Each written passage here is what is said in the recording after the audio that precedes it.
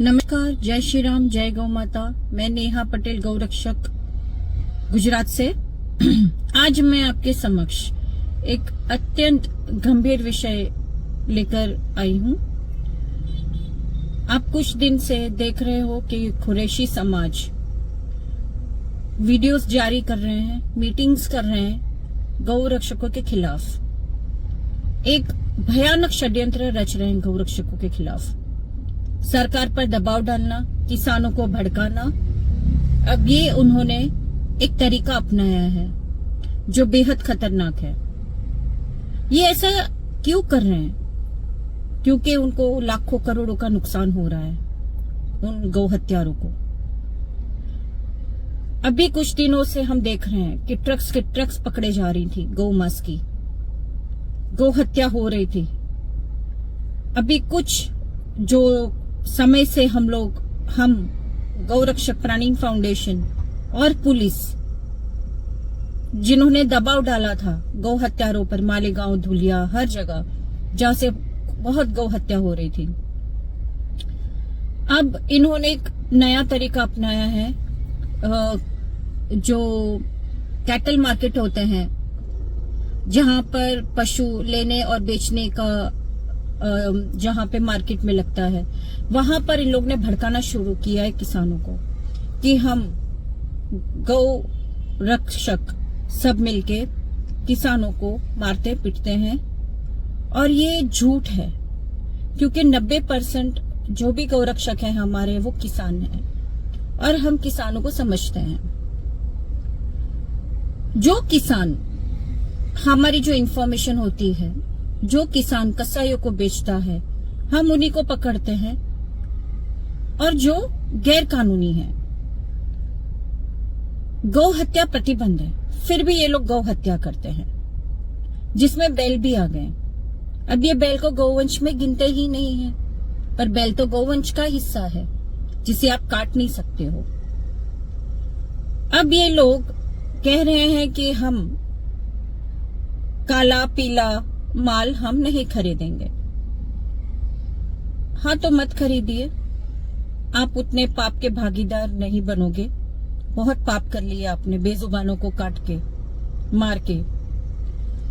अब ये जो है जो मार्केट है, उससे फायदा किसानों को ही होगा, क्योंकि जो किसान बैल बेचने आते थे उनको अपना भाव नहीं मिलता था, क्योंकि पूरा जो कैटल मार्केट है, कृषि जो विभाग है, जो जहां पे ले बेच का धंधा होता है, वहां पर पूरा जो ये जो फसाद की जड़ थी वो यही थी कि दलाल पूरा कंट्रोल करते थे इनको, और सस्ते दाम में लेना और कसाईयों को बेचना, और ज्यादा दाम जो अच्छे किसान है, सच्चे किसान है, उनको बेचते थे। तो ये जो होने से ये होगा कि ये दलाल जो बीच में था वो हट गया, और इससे किसानों को ही फायदा होगा। और ये सरासर झूठ है कि हम किसानों पे हाथ उठाते हैं। किसान तो जो है हिंदू भी हो सकता है, मुस्लिम भी है। अगर हिंदू पकड़े जाते हैं तो हम हिंदू लेकर जाते हैं तो हम हिंदू को भी पकड़ते हैं। और कई मुसलमान है जो सच्चे किसान हैं, उनको हमने बिल्कुल नहीं परेशान किया है। आप उनको पूछ के देख सकते हैं, जो सच्चे हैं उनको हमने कभी नहीं हाथ लगाया या पुलिस के हवाले किया, कभी नहीं। तो जो ये गैर कानूनी काम करते हैं, हम उनके खिलाफ हैं, और इसमें पुलिस प्रशासन हमें सब मदद कर रहे हैं, क्योंकि गैर कानूनी है। अभी बौखला गए हैं, इसका कारण है क्योंकि मुंबई में 90 to 95% जो गौ मांस जाता था वो बंद हो गया, जो रूरल से जाता था। दूसरी बात है कि जो विदेश जाता है गौ मांस, वो भैंस की आड़ में जा रहा था। भैंस का मांस बताकर गौ मांस एक्सपोर्ट हो रहा था, जिसे हम ट्रक्स पकड़ रहे थे, बड़े बड़े ट्रक्स, 25 टन, 30 टन, 50 टन, उतने गौ मांस पकड़ लिया था, जिससे उनको करोड़ों का नुकसान हुआ है। इसलिए अब इनके पास यही तरीका है कि किसानों को भड़काना, और पूरे भारत में ये लोग यही काम करेंगे। तो आश्चर्य मत होना, क्योंकि ये उनका अभी ये एक ही तरीका है गौ रक्षकों को स्टॉप करने का। दूसरी बात कि ये जो हिंदुओं के जो आस्था है उस पर तो चोट पहुंचाते ही हैं, पर मुस्लिमों की भी आस्था उन लोग चोट पहुंचाते हैं। कैसे? उन लोग तो हलाल का ही खाते हैं। अब ये लोग मरा हुआ जानवर का भी मांस खिला देते हैं। ये कई मुसलमानों ने हमें खुद कहा है, और ये करते भी है, क्योंकि जब ये लोग ट्रक्स में ठूस ठूस के जाते हैं, एकदम क्रूरता से कई जीव मर जाते हैं, उसी में ट्रांसपोर्टेशन में ही मर जाते हैं।